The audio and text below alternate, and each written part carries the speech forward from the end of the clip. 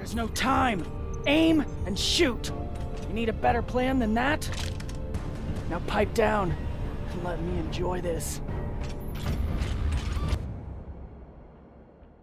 Hi everybody, my name is Katy Bentz and welcome back to Behind the Belt. Today we're going to be talking with Stephan Frost, who is the game director for the Expanse Telltale Series, and we're going to be talking about all things episode 5. And stay tuned for the end because we're going to be talking a little bit about the DLC, which is out now. All the episodes are out. The DLC is on the horizon. How are you feeling right now as a game director? When we work on this stuff, we get to show it off internally and talk about it with the publisher, talk about it with the license owner. It's one thing to hear the feedback from those people and talk through it. It's another thing to see it in the hands of fans and having them experience the game and see the points that we were hoping would be exciting and heartbreaking and funny. And seeing the reactions online has been just great. The team studied up on all things The Expanse to make this game, but how much of the science did you have to study as well? So making sure that the Newtonian physics is properly represented in the game, things like that. Yeah, we all had to nerd up a bit on making sure that we were very much like the show did with their research. We wanted to stick as close as we could to making sure that the segments where they're flying at high Gs, that's going to hurt you. It's going to feel like there's an elephant standing on your chest. And so we wanted the actors to make sure that they were representing that effectively when they were flying through space. Same thing with fighting in 0G. How does one do that? And we had to look at a lot of different ways to not only pull that off from a realistic standpoint, but then how do we aesthetically do that? So that was a lot of fun to research and figure out.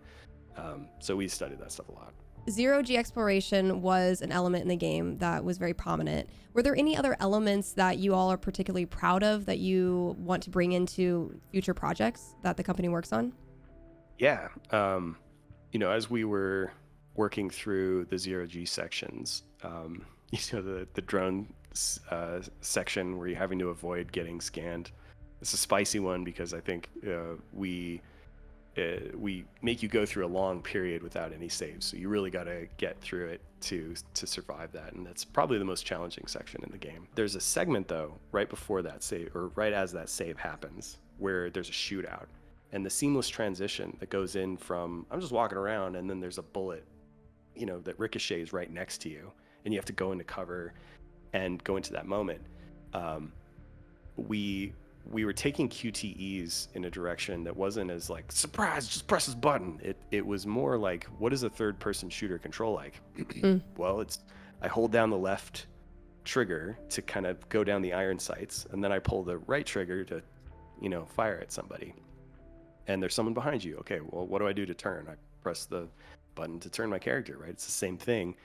Iron sights, shoot. And so you were seeing elements of less frustration, I think, in QTEs because it felt more seamless. So you're doing heroic action stuff. It doesn't feel like you're being taken out of the moment. And you had these seamless transitions in and out of those.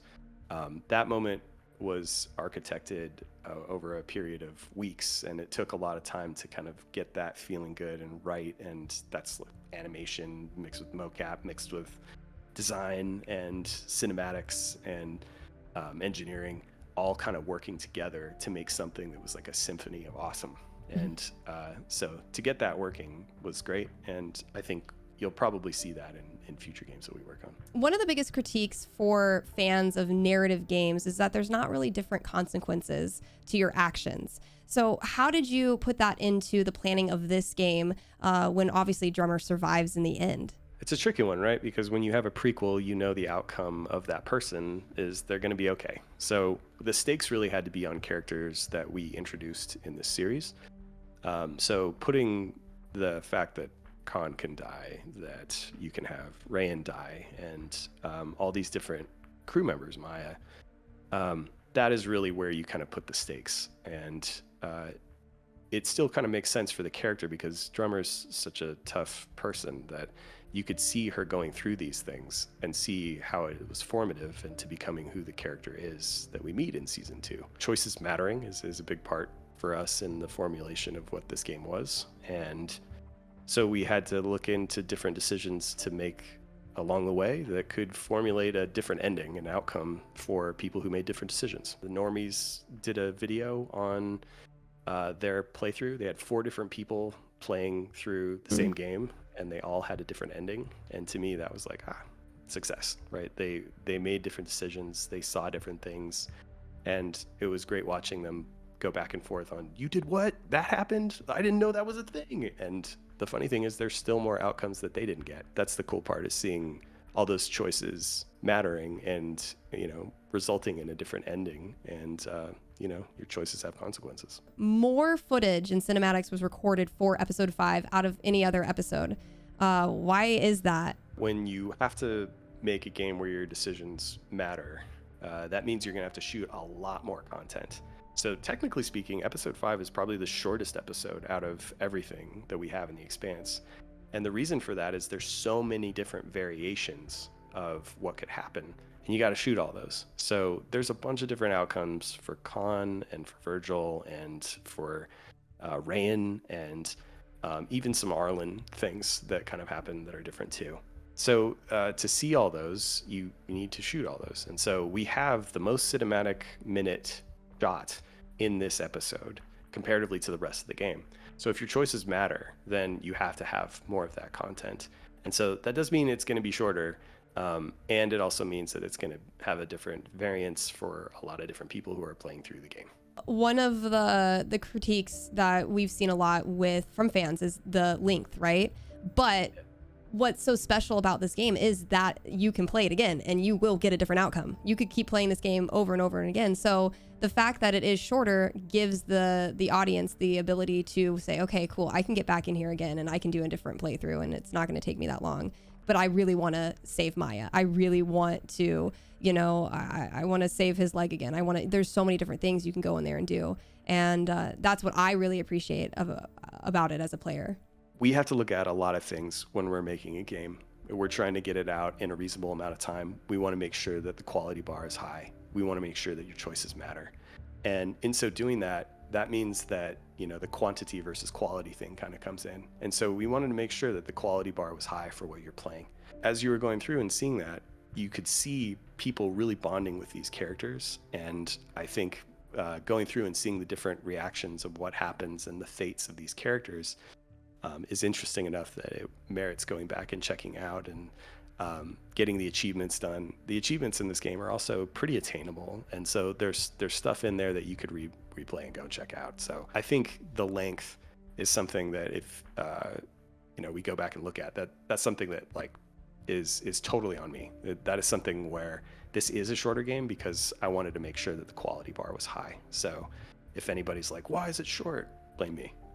But I think, to me, that's worth it. It's worth it to have a high quality, to have characters that you care about. The frame rate's running at 60 frames a second. There's a lot of stuff in here that looks great because this is how long it took, and this is the time that we had and the budget we had. So, yeah. What's your personal favorite outcome? If I answer this, everybody's going to say, well, that's the canon version, or, whatever. And the point is that it's just based off of your experiences you're going through. So when I say this, don't take this as I say that this is the canon version. This is just me. So I just want to preface that because I don't want to get quoted for this later and then get yelled at. So I think your whole crew surviving but Maya is, to me, the optimal ending for explaining who Kamina Drummer is by season 2. I think we wanted to have Maya living as an option because we wanted your choices to matter. If we just had put in that Maya dies every time, then it feels like your choices didn't matter. And if you trusted Arlen or Rayan in that moment, you wouldn't have had a reason to go, oh, I should or I shouldn't.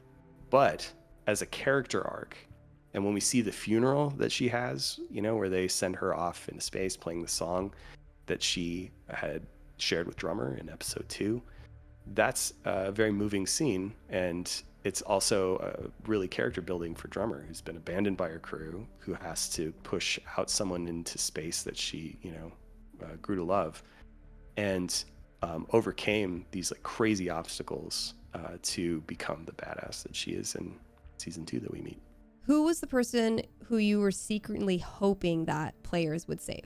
So one of my favorite moments in episode 5 is Khan surviving, and there's a couple of ways that Khan can survive. My favorite one is when she gets to fulfill her arc, right? She gets to take out all these pirates. She's yelling curse words. She's ecstatic, taking them out. She's bleeding out. And because we've been able to reassure Virgil, he's climbing up the ladder and he's basically saying, I'm here to save you. And in that moment, when she's like, great, Dr. Dipshit's here. Just take my gun and finish me quickly. And he's, basically saying, like, I've dealt with some difficult patients and you are on the top of the list, but I'm not going to let you die, goddammit. Now stay there or I'll tie you down. And she says, well, damn, I didn't think I could get any more turned on after killing all those pirates, but here we are. That to me was like, I was super excited to get to that point and have people see that, because it's a satisfying conclusion. It's also very Khan and on brand with who she is. And, you get 2 arcs fulfilled there. You get Virgil, who's getting a redemption arc there, and you get Khan, who's getting a redemption arc there. So those 2, that to me is one of my favorite moments in the whole thing of episode 5. And you see it on people's faces when they're like, she's getting to kill the pirates, which is funny because it's all this chaos and carnage. Yeah. And people are like delighted by the fact that this 74-year-old woman is killing the shit out of people. So They love Khan. Khan's a fan favorite. the reception to Khan was actually a bit surprising to me. I mean, she's probably my favorite character. She is based on my grandmother-in-law, and so there was some affinity there from me. And she's one of the more fun characters to write, because she's so smart and she's so mean, and it's a lot of fun to write. One of the reviews that I saw of the game, they had negatives in one column, positives in another, and one of the positives was Khan. That's it. It just said Khan. And so like I was okay. I didn't know that she was gonna be such a fan favorite, but Yeah. I'm glad she is, because she's one of my favorites too. So Cox was based off of some executive producers that you've worked with. Khan is based off of a family member, a relative. Were there any other characters based off of people in your life, or archetypes that you've encountered in your life? Virgil has some elements to him that I think are a mix of a few people that I know in my life, and I'm not going to say who they are because then they're going to give me shit later for doing that. But I think Virgil is something that I think a lot of people can just identify with, where you've made mistakes in the past and you're a good person, and good people make mistakes, and you're trying to consistently be better for it, but maybe you don't have the strength to fully face it, and that's hard. That's a really hard thing that I think a lot of people can identify with, facing up to your mistakes and then having to confront them in such a crazy environment, when your ship is being raided and the people you're calling a very dysfunctional family, but a family all the same, are in trouble, and you're having to sort of come to grips with what's happening because you might not survive. I think he is more relatable in some ways. And maybe not as exaggerated as some of the other characters we have, but he is something that I think a lot of people can kind of relate to in one way or another. I'm going to throw this one in here because I'm just curious. You have a lot of little cameos in this game. Your voice is in there. I'm pretty sure you mocap some stuff too. Can you tell us a little bit about some of your cameos? Where are they at, so we can listen for you and look for your motion capture? The first time I think that you encounter anything that I've done, it's actually the recording in the first episode of the pirates invading, and there's a guy basically saying to the captains, please open the door so that we don't get shot, and there's a guy that gets shot, and then Tor basically says 10 minutes until the next one. I'm Tor also, so that's me in both cases. That was not my suggestion, by the way. That somebody else had said, can you do Tor? I think the writers were like, you're always doing the voices and stuff. Why don't you just do Tor? And it was, one less thing to do. So I agreed. I said, are you sure you don't want like a grown-ass human being that's not me to do this? And they said, no, it was fine. So did that. I replaced Jared Harris as the voice of Anderson Dawes. He was not available for the game, unfortunately, so we had talked with a few people and we're trying to see if there was anybody that could do a belter, let alone a Jared Harris belter. And after hearing the voice so many times, I was like, I bet you I could do that. And I had tried recording it and then had some folks listen to it, and they said, it's pretty good actually. So we went with that. Omid at one time got sick and couldn't come in to shoot, and he did Rain. So I did the scene with Kara where his leg is potentially getting cut off. So I was his double for that scene. He came in later and did some more stuff. So I don't know how much is me and how much of it is him. Yeah. But I stood in for him for a time. There's a few belters in episode 5 that run in and kind of aim their guns at Drummer, where she's going to say the Artemis code word. And so there's a belter that says thought you could double cross us, Drummer. That's me. With everybody playing this game, what's your biggest hope that they have taken away after the completion of episode 5? My hope is that when they play through this game, that the characters stick with them, that they've gone through an emotional experience that they'll remember, and that when people bring up the game in a week or 2 or a year, that they'll say, you know what, I loved this thing, or what part was heartbreaking was this. If there are people that remember who Khan is, then success. If there are people that feel stronger about Drummer and that they got to spend some more time with this awesome character, then we did it. That to me is the most that's the thing that I hope people take away from it, is that they had a good time with it, that they really were invested with the characters, and that this was a positive experience for them. Now we have the DLC Archangel out for you all to play if you so choose to continue your adventure in the series. Can you talk to us a little bit about Archangel, and is it a completely separate story for folks who have not played it yet? Is it a completely separate story than the Expanse Telltale series? How does it connect? Archangel is about Christian Avasarala. So if you've seen the show, you would recognize her. She's the best political animal that the world has ever seen. She's incredibly smart, incredibly funny, has a really foul mouth, and is also brilliant. And so we made this DLC about her. This takes place around the same time as the core game does. It is the worst day of her life.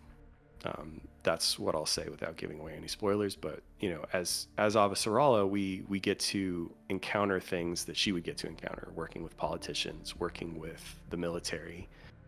This is prior to season 1, so we are in a Cold War, effectively, with Mars. We have problems in the belt with lots of what they would call terrorist insurgency and problems that they're dealing with, and violence. So we get to do a lot of things where we have people in politics trying to screw us over. We have military officials who are about to go rogue. We have problems within our own family that we're dealing with. We get to talk with our husband and our kids, who are grown kids, and they're off doing stuff. Her son is a soldier in the UNN, is in the belt. We get to see a lot that's going on in Christian's life, and working with Shohreh was a huge delight. You get to work with a lot of actors in this sort of line of work, and she is one of the best actors I've ever worked with. She's completely organized, came in, knew her stuff, killed it, brought every piece of personality from that character and put it into this game. She walked in the first time and she said, "Who came up with this? Whose idea was this to have Christian?" And I was like, "Oh, that's me." And she was like, "Thank God for you." And she gave me this huge hug and was very positive about everything, very sweet. I absolutely loved working with her, would love to work with her again. She's great. I hope fans like it. I think fans of the show will probably eat it up. And I think introducing people to Avasarala, they're going to find a really interesting character in Christian. Is there anything else you'd like to say to the fans about the game or about your experience working on the Expanse Telltale series? Well, first and foremost, I wanted to thank Deck 9 and Telltale for giving me the opportunity to direct this thing. It was great. I want to thank the team who busted their ass on getting this done in a pretty quick amount of time. and that we were able to make something that affected people. Watching the reactions online has been great, and it's been one of the better experiences I've had in games, to work with such a stellar team and work with really smart people and work with really talented actors and actresses. And working with Kara G was fantastic. No ego whatsoever, all skill, came in and really was kind of the main driving positive force when we were shooting. So working with Kara was exceptional, and it was a lot of fun to do. It was a lot of hard work, and it was a lot of gut-wrenching conversations at times and things like that. But I think with what we were able to accomplish in the time that we had with the people that we had, I'm pretty proud of what we did. And thank you to you for playing the game, viewer who's watching this. I'm looking at the camera. Thank you so much for taking the time to check this out and play the game. And thank you, Katy, for taking the time to talk to me about this stuff today. This has been an amazing wrap up for Behind the Belt. Thank you again so much, Frost, for coming on here and talking with us. We really appreciate having you. Play the entirety of the Expanse Telltale series, including the Archangel bonus episode, on Epic Games, PlayStation, and the Xbox Series, and coming to Steam November 20th. From Telltale and Deck 9 Games, thank you for playing the Expanse Telltale series.